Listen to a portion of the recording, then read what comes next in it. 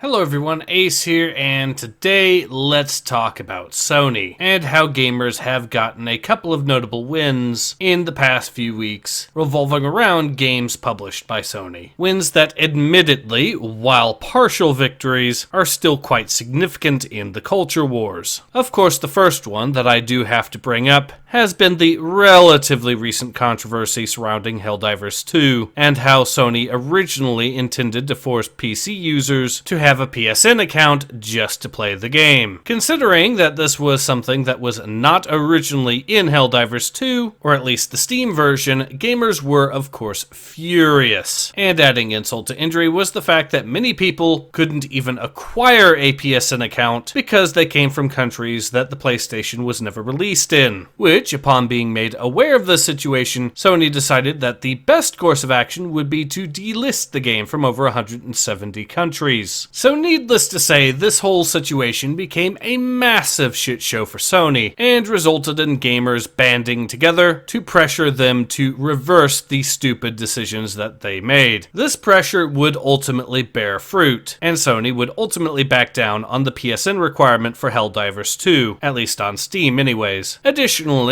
it is also worth noting that since that controversy, at least some territories have seen the game relisted on Steam, though most have not yet. So while gamers have gotten Sony to reverse course on the PSN account requirement, and to some degrees get them to relist the game on Steam, this is still ultimately a partial victory, and gamers should be more than willing to tell Sony that the game should become relisted for those remaining countries. How long it will take before those remaining countries get to see the game again remains to be seen. Even still, what has been accomplished is more than enough reason for gamers to celebrate. The Helldivers 2 controversy has proven that major corporations can be pressured to correct bad decisions on their part. And in the case of Sony, this appears to be a bit of a reoccurring theme, because we can now move on to the next notable controversy, this time the censorship of Stellar Blade 2. To be honest, the censorship that has occurred to the release of Stellar Blade 2 could, even on the original release, be best described as minimal. And the very fact that the game was released at all and became the financial success that it has was already a partial victory in its own right. Which is a damning statement about the state of the video game industry at this point. However, that still doesn't shy away from the fact that the game, even at launch, was well worth playing. Still, gamers were more than willing to try to pressure Sony into releasing uncensored versions of the outfits that the player character has access to, with the legendary game developer Grums creating a petition for this exact purpose that received over 90,000 signatures, proving beyond any doubt that a significant portion of gamers do in fact support the game being decensored, and are more than willing to put their name to it. As a result, a recent update for Stellar Blade 2 saw not only new features getting added, but also new outfit variations that were essentially uncensored versions of the original outfits. Though it is of course worth noting that the release versions of those outfits are offered in the censored version as well, so you can essentially choose between censored and uncensored versions. There's a bit more I could talk about, but overall it's very clear that this was very definitely a win for gamers wanting the game to be uncensored. So needless to say, this is a massive win for gamers. And perhaps just as amusing, the reaction from game journalists who wanted the game to remain censored, and in some cases didn't want the game even released at all in the first place, has been nothing short of an absolute salt mine to behold, with some even going so far as to openly admit that they are furious because they know for a fact what this means in the end, that gamers can absolutely, with enough effort, pressure major corporations to turn away from political correctness, and from activists demanding that games not only be censored, but also be turned into pro-progressive propaganda. Victories like these should be seen as examples of how to win the culture war in the end. What has been done with Helldivers 2 and more recently Stellar Blade can absolutely be replicated elsewhere, and ultimately should be replicated with other franchises as well. The culture war can only end once we finally reclaim from the far left the various franchises that they have infested like the cancer and pestilence that they are over the years. This is ultimately a process that will take years to complete, as I have already stated numerous times, but but it is a process that can and should be done. Ignore the advice of those who have been blackpilled into thinking that all hope is lost, and that everything you love should be abandoned. Not only is this a demonstrably disastrous idea that has allowed progressives to infest even more franchises than they otherwise would have, it is an idea that ultimately will prolong the culture war even further, because, as I've already stated, the culture war will only end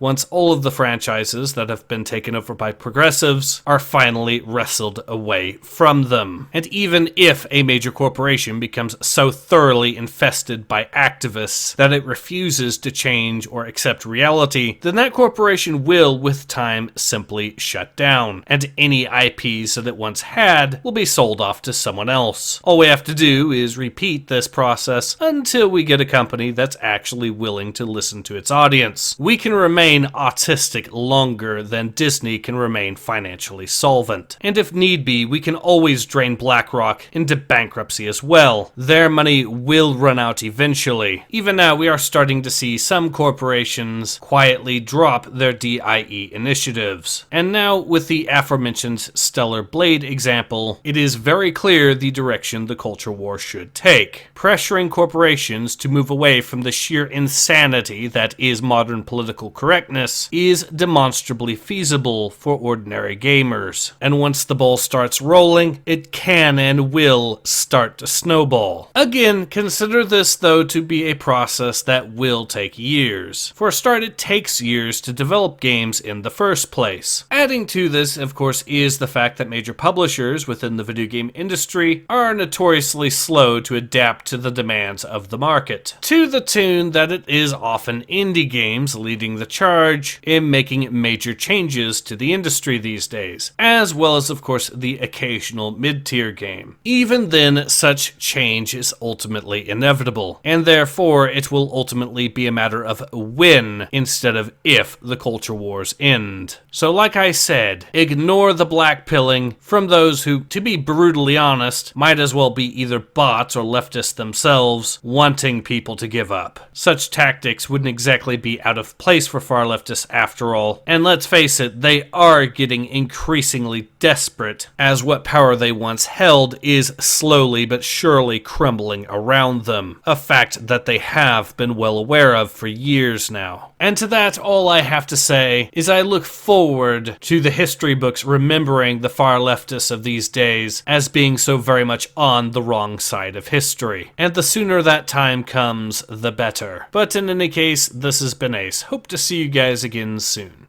Take care. Ace out.